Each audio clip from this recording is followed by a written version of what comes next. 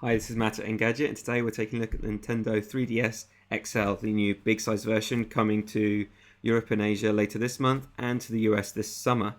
So taking a look at the device, it's a lot bigger. That's to size the bigger screens and a bigger battery. Now, it's obviously backwards compatible with 3DS games, but it's also compatible with the original DS titles.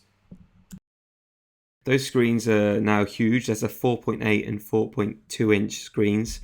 In fact, they're about 1.8 times as big as the preceding 3DS. The SD card's also got a bump up. In the box, you'll now find a 4 GB card compared to the 2 GB version found in the last one. You'll see the stylus has also been moved now to the side, which makes a lot more sense. Although this time it's made out of plastic, which is a bit of a shame when it came with chrome in the last one. Taking a tour of the rest of the device, on the back edge there you have the right trigger, the charging slot, the slot for the gaming cartridge. There we go. There's a bit of Street Fighter, an IR blaster, and then the final trigger button, the L trigger there on the end.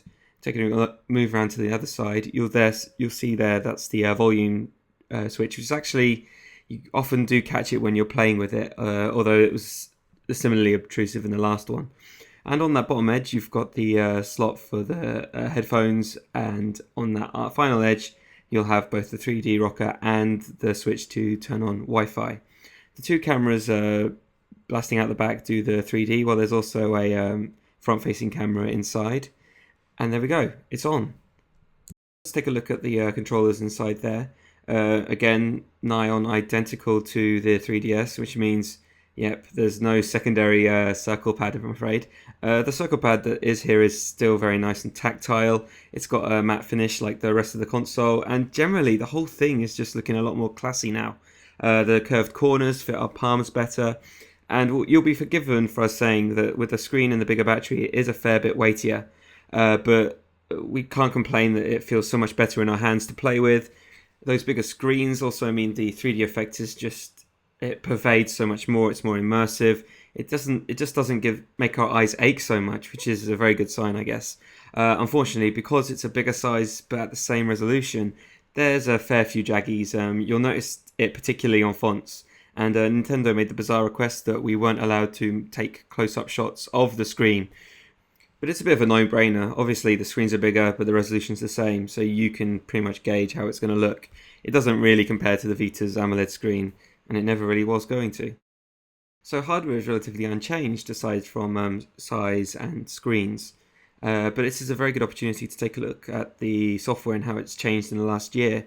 Last time we were playing with the 3DS, these are all relatively new features, and as such, there weren't that many people playing on them, to be honest. If we take a look at Mi Plaza, we found over the time of this review, we were bumping into so many more people than we did when we were reviewing the first iteration. It takes a while, obviously, to load it up, but with Street Pass continuing to grow, it's kind of nice to feel you feel kind of connected to the other gamers you'll spot around you with their various hats and dressings. The two lightweight games that come with it still haven't really moved on, to be honest. Street Plaza Quest just has you kind of throwing away your new Mii friends against ghosts and various monsters in a kind of pseudo RPG. The puzzle option is a little bit better, but it's really just there to kind of keep you on your toes and continuing to connect with other Miis.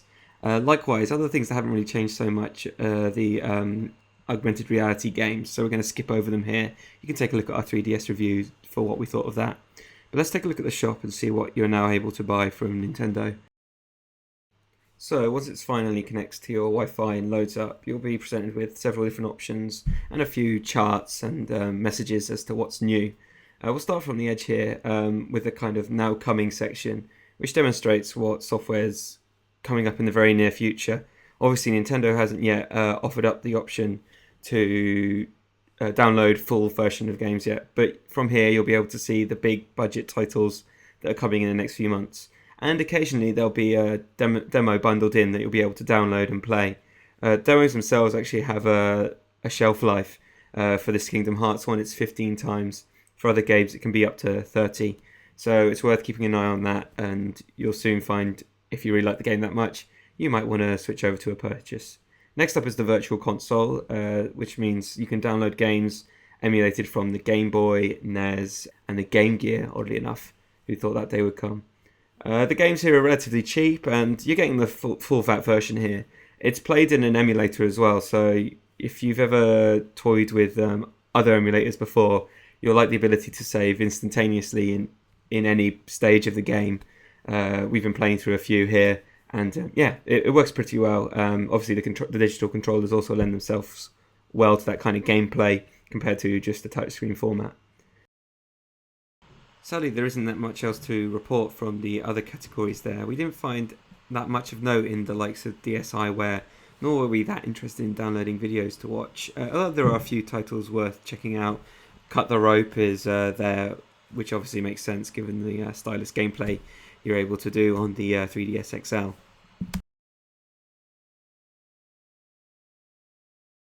In the software section, you'll also find a few 3D classics from Nintendo, which are reimaginings of NES titles with a bit of 3D juice thrown in behind it. Largely, this means the sprites are projected away from the background. Unfortunately, you can't really see the effect here on the video. But the games are, again, cheap enough, and there's plenty to play through there. And it's nice to see Nintendo kind of offering up some of their history. Especially when obviously there's still no Game Boy Advance slot there to play older titles. Moving back to the home screen here, you can find a Nintendo letterbox for sending messages to friends you've exchanged your Nintendo pin with. There's a movie player, and there's a few free apps that we've already installed, including some games. These are all generally parked on the right edge of the screen once you've installed them.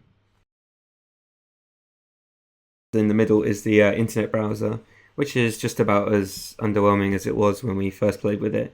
It seems game console makers just can't really make a nifty browser in the handheld. The PlayStation Vita had a similarly poor experience, and as you can see, the XL has issues passing. Once it has downloaded, it's pretty easy to navigate up and down. You can use the digital controllers alongside the touchscreen itself, but yeah, you'll be waiting around a fair bit for it to load. Now, if you thought the size was an issue, it's worth mentioning that the XL, while obviously bigger than the 3DS, is of a comparatively same size to the PlayStation Vita. The Vita's obviously got a 5-inch screen, so that's about comparable to the main screen on the 3DS. And folded up into its clamshell, you'll find it's generally about the same size, if possibly a little weightier. The 3DS XL is the 3D dual screen wrapped up in a better hardware solution.